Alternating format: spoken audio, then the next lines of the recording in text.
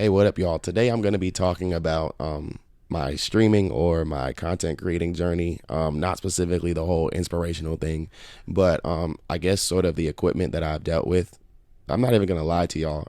I'm just going to show y'all one mic that I bought 2 years ago, how it worked for me.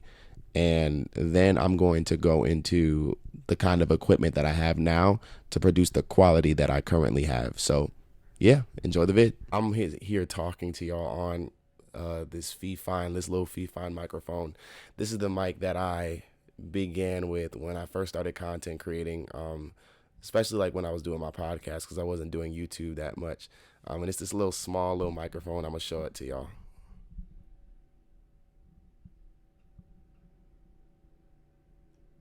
Why aren't you focusing? Focus. All right, there we go. To me, I never had an issue with this microphone. I always thought it was dope. It always worked. It sounded decent. And I was just going through my storage because I got a new apartment. Yes, sir. And I was just listening to it, and I'm like, this is kind of cold. But then, as I started to progress, and as I started to grow, I went from this to this. This is my ZDM1. That's the name of the microphone. It is a dynamic microphone, which produces that crisp sound that you hear, that podcast feel, that everything is blocked basically except my voice. And so I'm going to show it to y'all. Hopefully it focuses. Focus. Oh, there we go. There we go. There we go. So yeah, that's the mic that I use, or this is the mic that I use to podcast, to interview, to do videos. This is the mic that I use. It sounds much more crisp. Actually, the Fee Fine was a lot louder than what it was. I actually lowered the volume on the video because it was super, super loud. It's very, very sensitive. Like in order for me to have talk and it sounded moderate volume, I had to hold it pretty far. So I had to lower the volume, and that's just kind of inconvenient. So yeah, this is what I use now. So if you're going to get this mic, you need an XLR cable so you can plug the mic into your interface. So that looks like this. I'm about to show you. So that's the way that the plug looks, and you won't be able to use the mic if you don't have that. But when you get this mic, you're going to also need, in addition to the XLR cable, you're going to need a USB interface. And so I'm going to show y'all mine. So this is the interface that I use. It's called the Evo 4. As you can see, as I'm talking, it's projecting the amount of sound or volume that is going into my computer. What you do is you connect the XLR cable to this boy right here, and you connect that to your PC or your laptop or whatever, how you will. And that's how you generate that sound, that crispy sound that you're hearing right now here at Jesse Prada Studios onto your laptop or your PC. So I would say as well, if you're trying to stream or if you're trying to start a podcast, I recommend a microphone like this. If you're using a USB microphone, that's okay. I used to use a USB microphone. I would just say make sure that the microphone is a dynamic microphone. That is the key. You can get dynamic microphones that are USB. A lot of people like USB because it's more convenient for those who have laptops or those who have, those who have laptops. I'll say personally, my experience has been better with XLR. I know it could probably be a little more expensive, a little more inconvenient, but you get what you pay for. Now we've talked about audio. Now let's talk about the visual effect. Now, I'm not really as studied on cameras. My advice to anybody would just be do your research before you spend your money.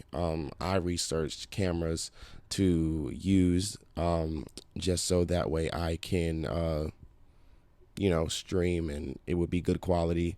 I was not spending a whole bag on a camera. That's just not for me. You got to also know your lane when you create content. You got a lot of people who are out here spending, thousands of dollars on equipment. But listen, if that's not in your budget, that's okay. You got to work with what you got. The camera that I am using right now is currently the Canon EOS M200, and it's really good. I love it. I think it's a good quality camera. It focuses very, very well.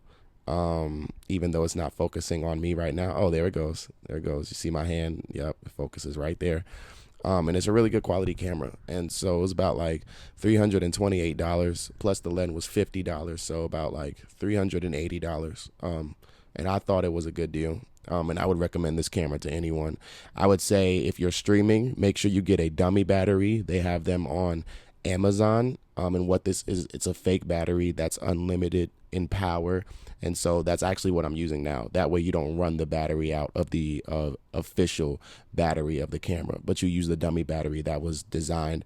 I don't know how they designed it, but it's like plastic and very shallow, and you just plug it into your camera and it works. So now the last thing that you may need for your camera is you're going to need what's it called? An HDMI video capture card. You can find these on Amazon for like $20, and you might need a micro HDMI cord. I'm going to show you what it looks like. So if you look down right there. Oh, is it going to focus? Is it going to, there it goes. Oh, wait, no. Focus on the capture card. It's all right. We going you rebellious thing, you.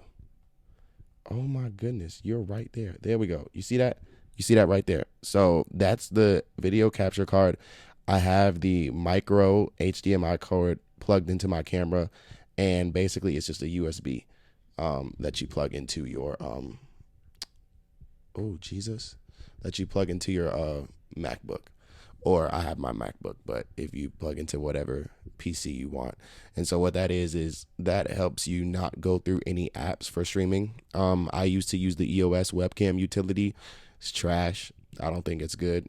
So I ended up just using the HDMI card, bought myself a micro HDMI cord and plugged it in to the HDMI port for the card, and then plug the card into my USB port on my laptop. And so, like I said, this makes sure that you don't have to go through any form of apps to record or to stream, but you can stream directly from your camera. I think it's better. The motion is better. Usually when I recorded through apps, it was laggy. You couldn't pick up my hands or my movements as fluently, but as you can see, like, it's very fluent. If I nod, you can see it. It's on time. And so, I'm just giving y'all advice for what I've done and what my streaming journey is, or my content creating journey is. And so I hope this is helpful. I know I said this wasn't supposed to be a whole inspiration thing, but I do want to say that when you start off, you're never going to start where you finish. You get what I'm saying? So you got to remember that as you're going throughout this journey and you're trying to develop a certain form of quality for whatever it is you release, whether if it be a podcast or a video or a book or whatever, you never start where you finish. And so it's a journey. And so to get to where I am now, at least in the quality of my content, was not an overnight process, but it was achieved, and it was achieved. And so I'm excited. I'm back on YouTube. You know what I'm saying? I feel bougie. I'm clear as day. You know, I love it. I feel official. I feel like crossing my legs right now and wearing a suit, but I'm not going to do all that. But yeah, I just hope this informed you all about what you would want to do or how you would like to go about streaming or podcasting if you are somebody that wants to get involved. And last thing, be prepared to spend money. Be prepared. But also know that what you are spending your money on is greater and more of value than the money that you're spending. And you have to believe that for yourself, because regardless of me talking to you in this YouTube video, I can't swipe that card for you. So, good luck on your journey of content creation.